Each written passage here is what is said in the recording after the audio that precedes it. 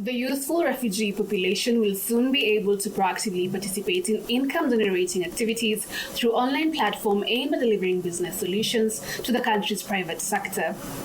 The initiative being rolled out jointly with the Ajira Digital Program in partnership and the Amahoro Coalition will be implemented in Kakuma and Dadaab refugee camps located in Turkana and Garissa respectively. So today was a very important day for us as we endeavor to entrench the work we are doing in Ajira Digital Project and extend this to communities that are deserving, and this is, for example, the refugee communities.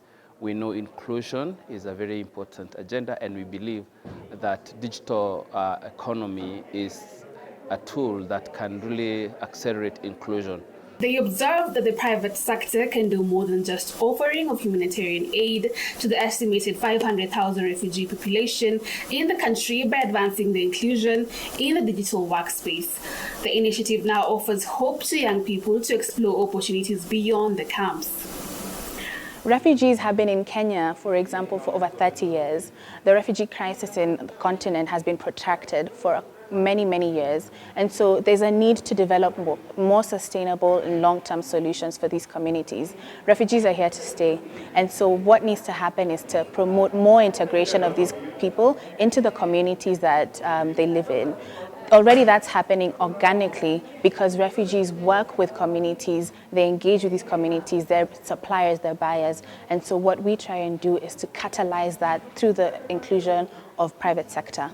Ajira Digital Program is a government of Kenyan program domiciled within the Ministry of ICT, and it is being implemented by the Kenya Private Sector Alliance and with funding from MasterCard Foundation. Speaking during the event, Valerie Karua, the private sector partnerships lead at Amahoro Coalition, urged private sector leaders in the spirit of inclusion to explore the vast talent pool and digital skills available within the refugee communities, also potential captive markets for inclusive business opportunities. We've had representatives in today's conversation highlight how there is a lot of opportunity for freelancing and for the gig economy. And so we would like to make that connection between refugee freelancers and the private sector in Kenya, but ultimately also to really boost the ecosystem and to boost the entrepreneurial spirit between private sector and refugee businesses, really have that connection and that collaboration that can show more integration. And this really will move the needle towards refugee economic inclusion.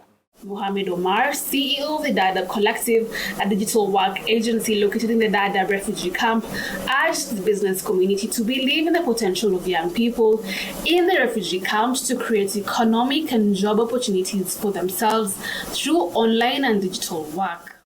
You know, the reason why I came from Nairobi to do some collaboration with Amahoro, Achira, or any other Kenyan company, because most of the clients we work, as I said to you already, they are from abroad. So it was difficult for us to get some jobs from where we live in Kenya, be it from the Dadaab or here, because most NGOs, they said, we cannot work with refugee, or they want to be incentive work. Incentive work is simply, for those people who may not know, is, doing a work and you will get less than 100 USD, while you can get more than that from outside when you are working with international.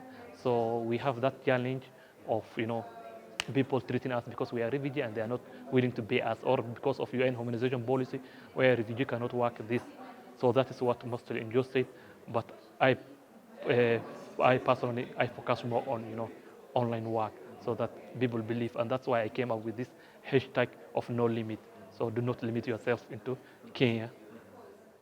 Catherine Shallow for The Informer, uncovering the truth.